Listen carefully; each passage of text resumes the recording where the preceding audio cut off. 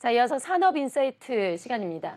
전 세계적으로 저탄소, 친환경 흐름 속에서 우리 정부도 관련 정책들을 쏟아내고 있습니다. 이 때문에 지금 정유화학업계에는 비상이 걸린 상황인데요.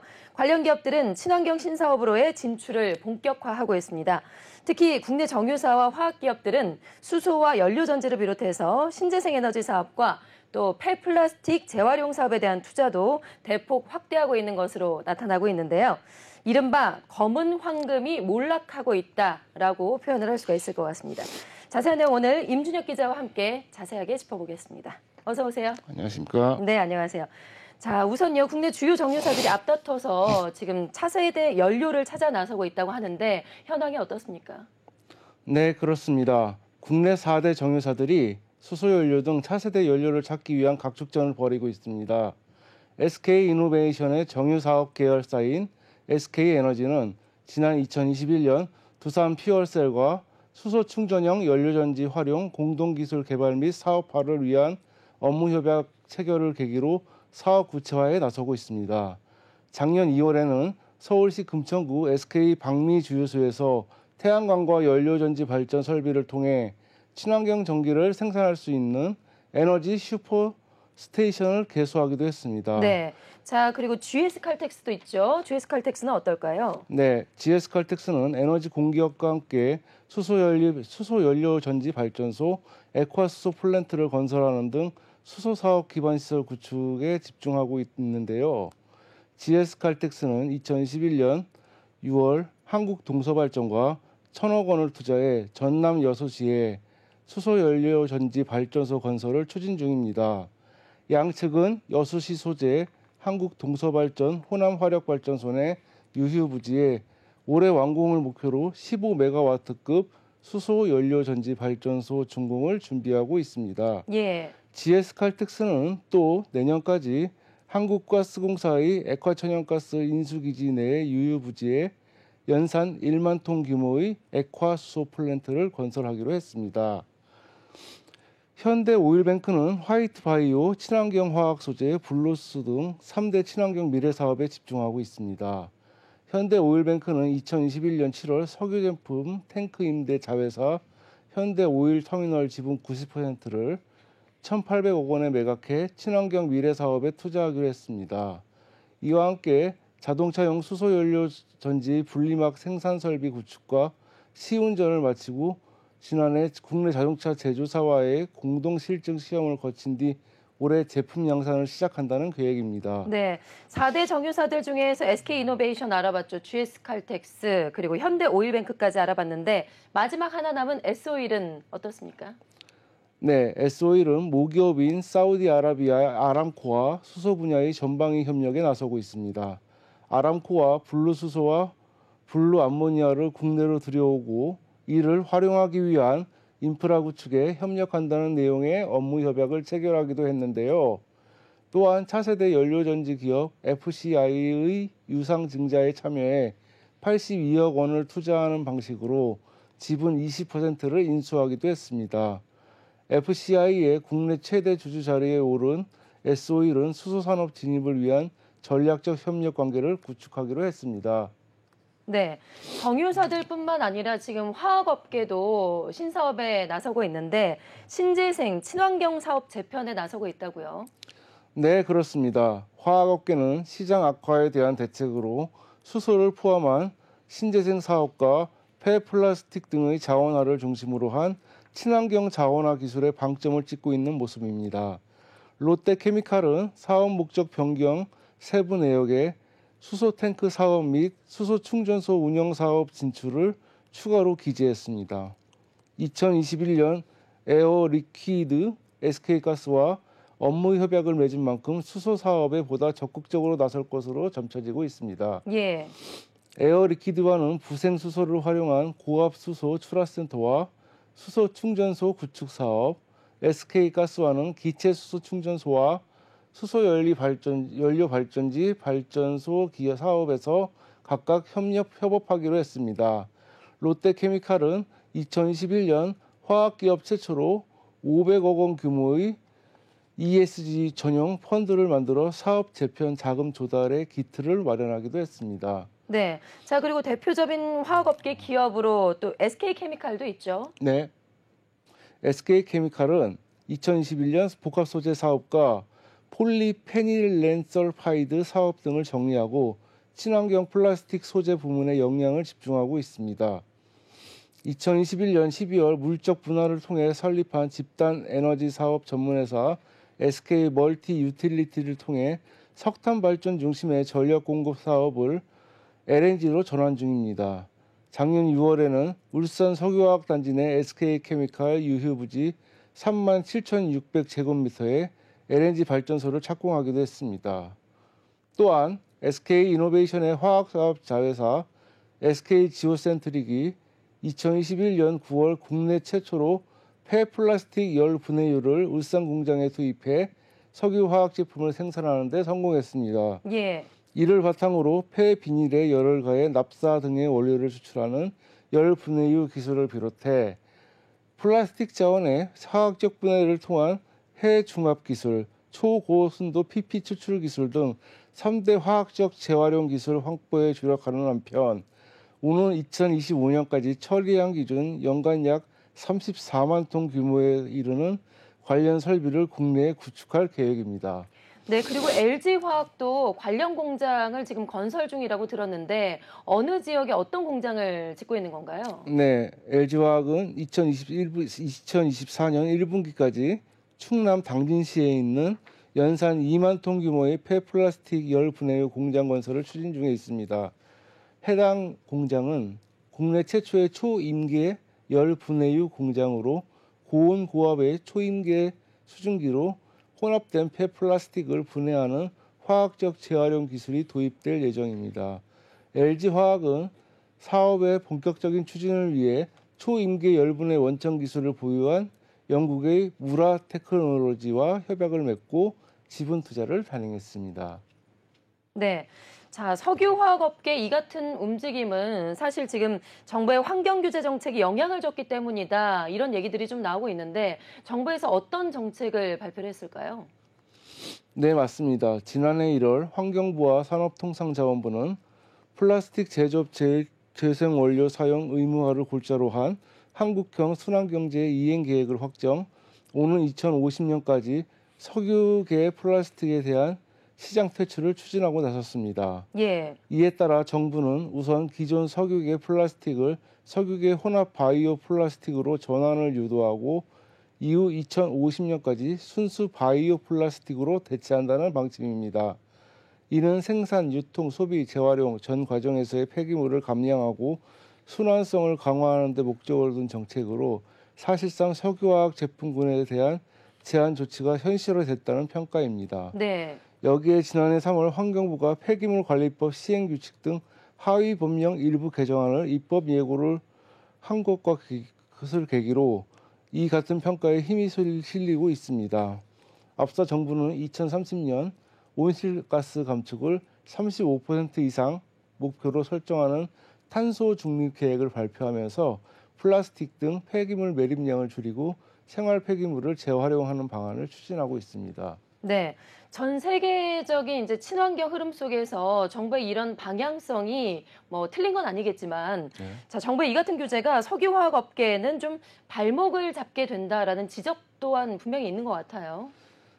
네, 맞습니다. 대표적인 온실가스 배출 기업으로 낙인이 찍혀 있는 정유 및 화학업계의 피해가 불가피한 상황인데요. 예. 석유화학업계의 경우 탄소 배출량이 전체 산업 중 세 번째로 높으며 화석 연료 의존도가 높아 저탄소 및 탄소 중립 관련 정책으로 인한 영향도가 높은 산업군으로 꼽히고 있습니다.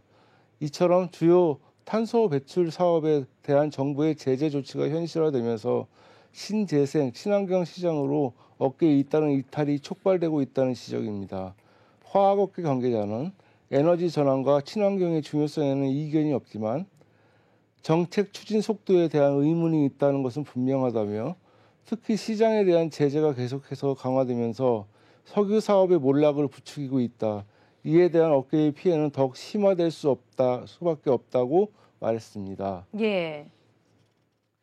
자, 사실 지난 정부에서 산업계 뭐 여러 가지 이제 반발의 목소리에도 불구하고 지금 온실가스 감축 목표를 상당히 높게 잡았었죠. 네. 이게 사실 뭐 국내 산업 경쟁력이 급격히 떨어질 수밖에 없다 이 때문에 이런 이야기들이 좀 나오고 있는데 그래서 업계에서는 출발부터 이게 잘못됐다, 잘못된 목표 설정이다라는 불만이 상당히 큽니다.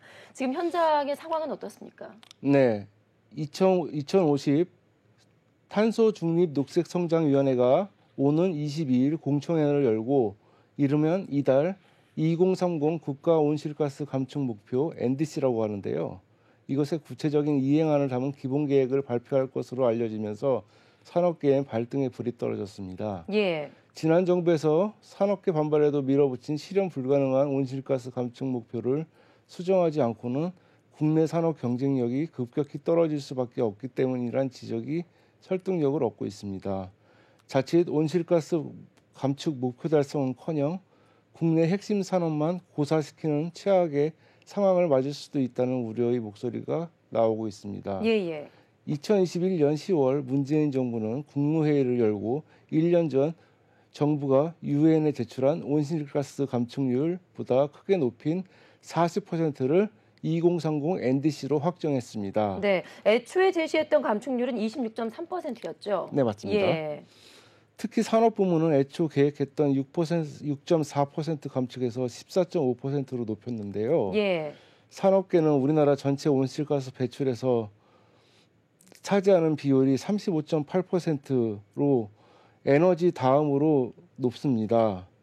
정부는 개발도 안 된 기술과 큰 비용이 드는 친환경 원료 전환, 폐 플라스틱, 철 스크랩 등으로 목표 달성이 가능하다고 주장했지만 업계에선 비현실적인 목표, 경제 재갈법이란 말까지 하면서 반발하고 나섰습니다. 네. 이런 법이 사실 뭐 여러 산업군 중에서도 특히나 석유화학업계 타격에 기름을 붓는 격이다라는 이야기들이 있는데 업계 특성상 어쩔 수가 없는 그런 상황이겠죠. 네. 일례를 들어서 좀 자세하게 설명을 해주실까요? 네, 한마디로 설비는 50% 늘어나는 반면 온실가스를 20% 줄이라는 일종의 넌센스라는 반응입니다. 예. 앞서 리포트에서도 말씀드렸다시피 과도한 온실가스 감축 목표 탓에 타격이 가장 클 것으로 예상하는 분야는 최근 투자가 잇따르는 석유화학 업종입니다. 2018년 온실가스 4,690만 톤을 배출한 석유화학 업종은 2018년보다 20.2%를 줄여야 하지만 목표 달성은커녕 배출량은 오히려 늘어날 상황이라고 합니다. 사우디 아람코 자회사인 S-오일이 9조 2,580억 원을 들여 추진하는 샤힌 프로젝트를 비롯해 대규모 투자가 이어지면서 생산 규모가 커지기 때문인데요. 예. 김평중 한국석유화학협회 본부장은 에틸렌의 경우 생산 규모는 2018년 946만 톤에서 2026년 1,450만 톤까지 늘어난다며 생산 규모는 50% 넘게 늘어나는데 온실가스를 20% 줄이는 건 불가능하다고 말했습니다. NDC 확정 당시 정부가 대체 원료로 제시한 바이오 나프타, 즉 콩 옥수수를 활용한 친환경 연료나 재생 플라스틱은 생산량이 턱없이 부족해 대안이 되지 못한다는 볼멘 소리를 하고 있습니다. 네. 사실 그 국내 정유업계에서 지난해 같은 경우만 해도 고유가로 인해서 횡재세 논란까지 나왔었는데 올해는 반대로 지금 저유가, 경기 침체 등으로 인해서 지금 실적 악화까지 걱정을 해야 되는 그런 상황이라고 하더라고요. 실제로 지금 유가가 많이 하락을 했죠. 어느 정도 상황인가요? 네, 맞습니다. 우선 유가 하락이 눈에 띕니다.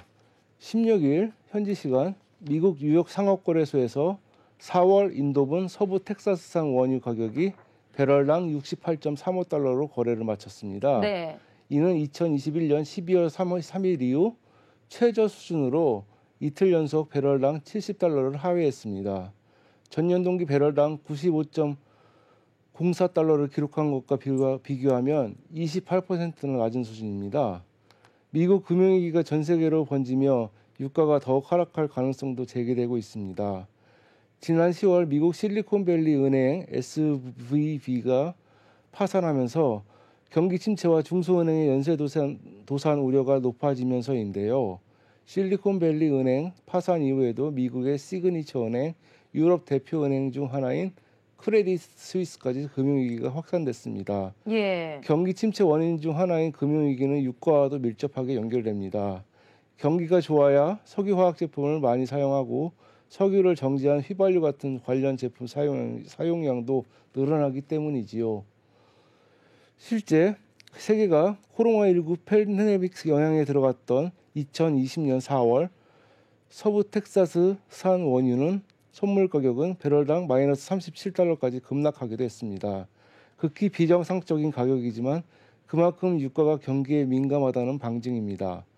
경기활동 재개가 진행되며 지난해 6월 배럴당 114.34달러를 기록한 것과 온도차가 큰 대목입니다. 네, 그러니까요. 경기가 침체되니까 전 세계적으로 이렇게 유가는 떨어지고 안전자산인 금 쪽으로 투자가 또 많이 몰린다고 하더라고요. 네네. 자, 이것도 문제가 되는데 원유에서 그 정제 마진이 줄어드는 것도 지금 석유업계 고민 중에 하나라고요. 네, 맞습니다. 정유업계 실적에 큰 영향을 미치는 정제 마진도 국제 유가와 비슷한 흐름을 나타냈습니다. 정제 마진은 석유 제품 가격에서 원유와 수송, 운영비 등 각종 비용을 제한 금액을 말하는데요. 국내 정유사에 영향을 주는 것은 싱가포르 복합 정제 마진으로 정유사마다 이익 기준이 다르나 통상 5달러부터가 이익 구간으로 평가됩니다. 정유업계에 따르면 정제 마진은 2021년 배럴당 2달러까지 내려갔다가 2022년 6월 4주 배럴당 29.5달러까지 치솟았습니다.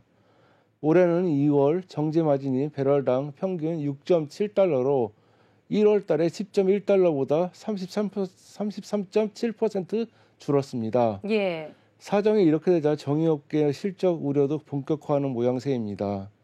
지난해 고유가와 높은 정제 마진으로 호실적을 기록했으나 올해는 정반대 상황에 직면했기 때문인데요. 국내 정유 4사의 지난해 영업이익 합산은 14조 원을 넘어섰습니다. 리오프닝에 러시아 우크라이나 전쟁으로 인한 수급 불안으로 가격이 폭등한 영향이 크게 작용했는데요. 역대급 실적의 정치권에서는 정유업계가 예기치 않게 얻은 이익에 대해 횡재세를 내야 한다고 압박하기도 했습니다. 네네. 증권가에서는 벌써부터 정유업계의 올해 1분기 실적을 걱정하는 형국입니다. 황교안 유안타 증권 연구원은 1분기 정유사 실적 눈높이를 대폭 낮춰야 한다며 그동안 시장에서 기대했던 중국의 리오프닝에 따른 석유 제품 수요 증가가 뚜렷하지 않고 3월부터 중국, 쿠웨이트, 이라크 등에서 신규 정유 설비 가동 압박이 증가했다고 설명했습니다. 한승재 DB금융투자연구원도 올해 들어 경유 마진의 약세가 이어지는데 가스 가격 급락에 따른 대체 수요 감소와 러시아 석유 가격 상한제 이전 비축 재고 부담 등으로 겹쳤기 때문이라며 유럽 액화 천연가스 수입량 변화율과 현물 가격은 매우 밀접한 상관관계를 가지는데 수입 역성장 폭이 가장 커질 4, 5월까지 가스 가격 등 경유의 동반 하향 조정이 이어질 수 있다고 전망했습니다. 네. 자, 그리고 이 밖에도 석유화학업계에서 최근에 열린 그 중국의 양회에 기대를 걸었다가 그 결과에 좀 실망을 하고 있다고 들었어요. 중국의 리오프닝을 기대했는데 그거에 대한 실망일까요? 이 내용은 어떻게 될까요? 네, 그렇습니다. 중국 최대 정치 행사인 양회가 지난 13일 막을 내린 이후 중국발 수요 회복을 기대했던 LG화학, 롯데케미칼 등 국내 석유화학 업체들 사이에서 아쉬움의 한숨이 터져나오고 있습니다. 세계 최대 석유화학 제품 소비국인 중국에서 수요 회복을 기대했지만 중국 정부가 내놓은 내수 경기 부양책이 기대에 못 미쳐서이기 때문인데요. 예. 석화업계에 따르면 중국의 석화 제품 수요 증가를 이끌 만한 대규모 경기 부양책은 나오지 않았습니다. 1994년 이후 역대 최저치인 5% 안팎의 경제 성장률 목표치도 기대보다 낮은 데다 내수 부양책까지 없었기 때문입니다. 지난해 기준 전체 석유화학 수출에서 중국 비중은 38%로 중국은 우리나라 석유화학 제품의 최대 수출국인 만큼 국내 업체들은 코로나19 거리두기 완화에 이은 경기 부양책이 나올 경우 중국발 수요 회복이 이루어질 것으로 기대하고 있었습니다. 예. 한 석유화학 업계 관계자는 중국이 최대 수출국인 만큼 경제활동 재개와 양회에 대한 기대감이 컸는데 기대한 만큼의 수요 회복이 이루어지지 않고 있다며 에틸렌 스프레가 200달러 초반대까지 올라왔지만 손익 분기점을 밑돌고 있고 수요 회복을 견인할 만한 요인이 안 보이는 게 더 문제다라고 말했습니다. 석화 업계는 향후 수요 회복을 기대하기는 힘든 상황이라고 입을 모으고 있습니다. 중국은 에틸렌 설비 증설로 자금률을 높이는 데다 전 세계적인 환경 규제 강화 기조에 업황 부진이 이어질 수 있기 때문입니다. 중국은 석유화학 산업을 자금률을 높이기 위해 대규모 설비 증설을 해왔습니다. 예를 들어 중국 업체들이 당장 올해 완공할 에틸렌 증설 물량은 395만 톤에 달합니다. 내년 증설 물량은 1,040만 톤인데요. 2025년과 2026년에도 각각 100만 톤과 120만 톤 증설이 예정돼 있습니다. 중국은 이미 부족한 내수 소비량을 꾸준한 증설로 채우고 있습니다. 중국이 자금률을 꾸준히 높일 경우 공급 과잉이 발생해 에틸렌 가격에 악영향을 미칠 수 있다는 지적입니다.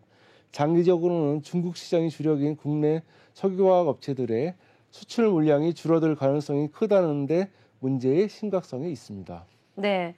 자, 오늘 이렇게 산업인사이트에서 석유화학 업계의 현황에 대해서 좀 자세하게 알아봤습니다. 지금까지 임준혁 기자와 함께했습니다. 고맙습니다. 감사합니다.